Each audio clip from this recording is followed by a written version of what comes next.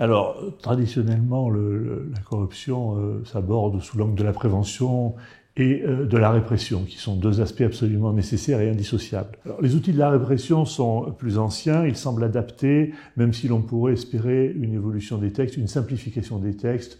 qui sont trop nombreux et souvent difficiles à mettre en œuvre. On pourrait aussi espérer une évolution de la procédure qui définirait, de la procédure ou de la pratique d'ailleurs, qui définirait des critères de compétence, qui permettrait d'avoir une action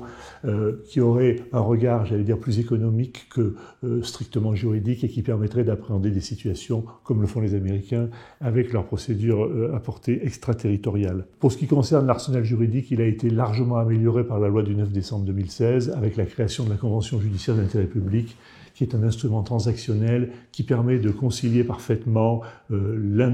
nécessité d'une sanction et de préserver les intérêts économiques. Sur le plan de la prévention, les textes sont évidemment beaucoup plus récents, ils résultent tous de la loi du 9 décembre 2016 et ils mériteraient, me semble-t-il, d'être améliorés sur au moins 2 points. D'abord, la loi française s'applique avant tout aux groupes français et c'est un peu regrettable puisqu'elle peut difficilement s'appliquer aux groupes étrangers si leur société mère n'est pas installée en France. Et enfin, autre amélioration souhaitable, c'est que la loi a précisément défini le référentiel de conformité anticorruption pour les grandes entreprises et du coup a pu, au nom du principe de la légalité des infractions et des peines, prévoir des sanctions, tandis que pour les administrations publiques, que ce soit celles de l'État ou les collectivités territoriales ou